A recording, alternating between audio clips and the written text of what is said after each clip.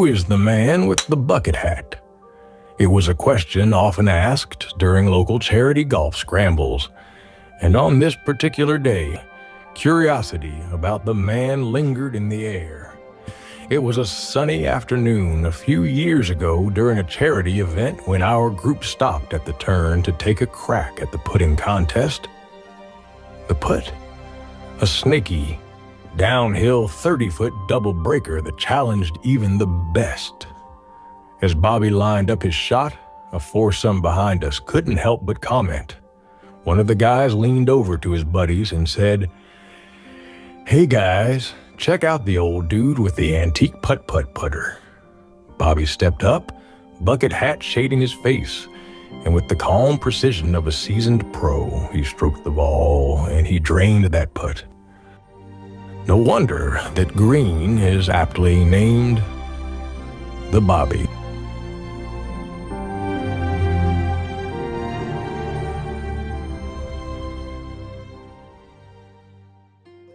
Bobby's story began long before that fateful putt, in a time shrouded by myth and golf lore. Robert Wayne Richardson, better known as Bobby, was born in Woodbine, Tennessee, on March 13th, 1938, weighing 6 pounds 1 ounce and 21.9 inches long. Some say he was found in a sand trap, swaddled in a golf towel between the 11th and 12th holes of the local course, already clutching a miniature putter in his tiny fist. Of course, that's just the legend talking. In reality, Bobby was born in his parents' home on New Nolensville Road. His father, Robert Lafayette, and his mother, Geneva Bertie Bracy, lived in what was known as Judge Wayne's house, just across from Mincy Drugstore. The name Bertie, his mother's middle name, would one day seem prophetic, as Bobby's precision on the golf course would match that of any champion. It wasn't until 30 years later that Bobby even picked up the game of golf.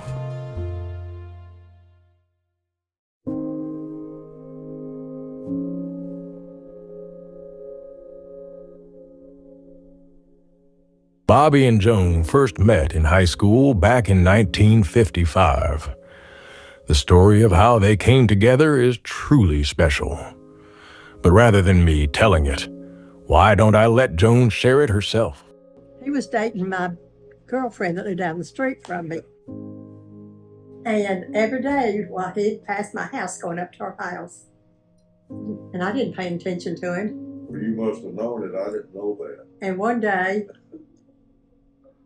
I had been in a real bad car wreck, and my brother was killed in it.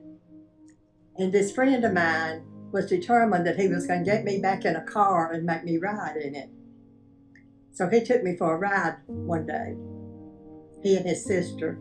And when we got back to my house, I looked up on my porch, and my mother was sitting out there on the glider crying like she did all the time. And he had stopped and was sitting there with his arm around her. And that was when I fell in love with him.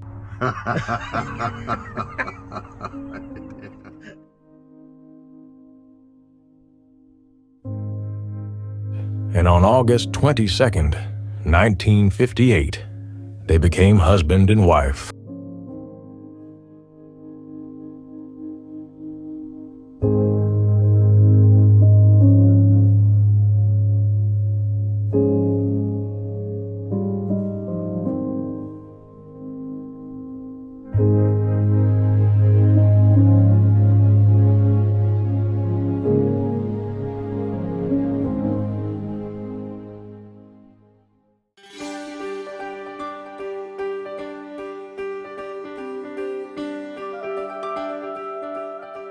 Bobby started working for the L&N Railroad. He was introduced to golf by his co-workers. Eventually, the job brought him and his family to Nashville. Although he was beginning to love the game, he was busy with work and raising kids. Eventually, when things settled down, he was able to play more. Joan had her hobby with ceramics, so she was fine with it, and they had an understanding that he could golf as long as he was there for the kids. She had a hobby. She did ceramics, and we got her a keel and molds, and she was into that about as much as I was into golf. So we had an understanding. As long as he was there for the kids' ball games. That's right. The first time Bobby picked up a golf club, he knew it was the start of something special.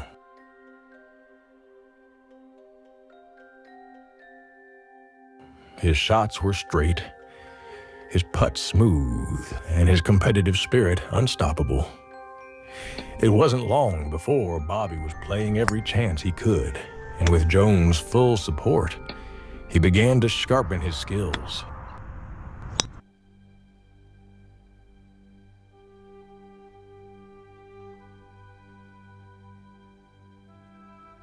In January 1987, Joan found a house for sale right on the edge of a new golf course. One Sunday, I think it was, she says, let's go look at houses. I said, why do we want to look at houses? We had a beautiful home. He wasn't with me that day. I saw the man put the sign in the yard. I called him and I said, I just found us a house. Forest Crossing, now known as Franklin Bridge. Bobby's dream had come true when they moved in. The course was just outside his front door. He could play as much as he wanted. In 1992, after 30 years working for the railroad, he retired. Quick math says that he has been playing golf at Franklin Bridge longer than he spent in his career. Bobby was more than ready to dedicate his days to mastering his game.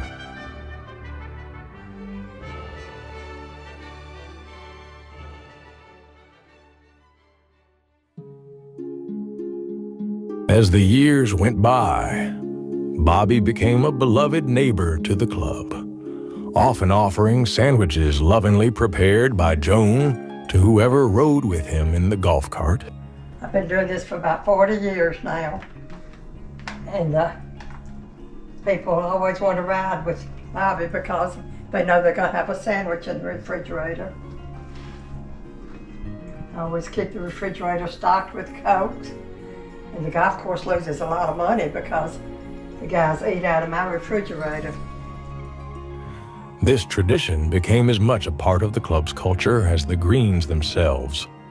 When Joan began struggling with a sore shoulder, after 40 years of making sandwiches, no one could say for sure whether spreading mayo on 2.3 million slices of bread was to blame.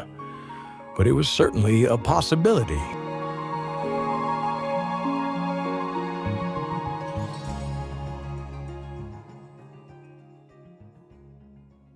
On November 22nd, 2021, Brooks West, the owner of Franklin Bridge, transformed the dedication of the new putting green into an unforgettable event.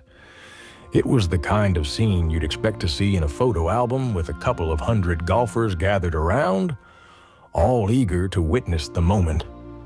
Off to the side stood a covered sign, closely guarded, stirring excitement and speculation among the crowd. As the anticipation grew, Brooks finally stepped forward to make the big announcement.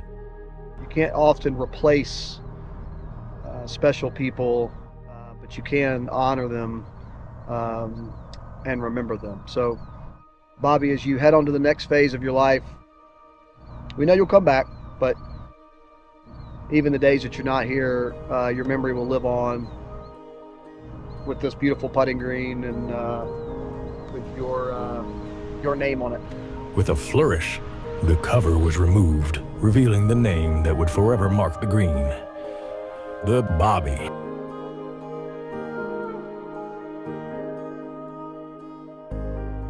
All eyes turned to Bobby, the man who had unknowingly inspired the tribute. Brooks asked if Bobby wanted to say a few words. But in that moment, overwhelmed with emotion, Bobby could barely speak.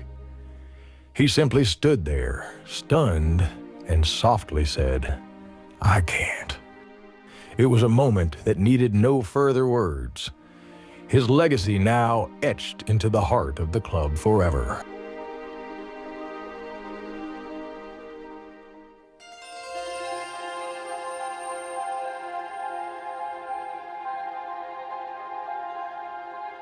Bobby approached golf with the same dedication he brought to everything else in life. He studied the game relentlessly, watching and learning how the big boys played the game. He paid attention to the grip, the ball position, the setup, and the swing path. As a guy who played a lot of softball, he knew how to swing at a moving target. He honed that skill into a low, single-digit handicap as he took his cuts at a stationary target with an iron stick. Bobby's legend lives on in every swing, every putt, and every story shared at the clubhouse. On the course, his presence will always be felt, not just in the sound of his solid iron shots, but in the camaraderie he built with others. He earned respect not only for his talent, but for the sportsmanship and joy he brought to every round. His legacy is more than a scorecard or a trophy. It's the lasting impact of a man who loved the game and everyone he played it with.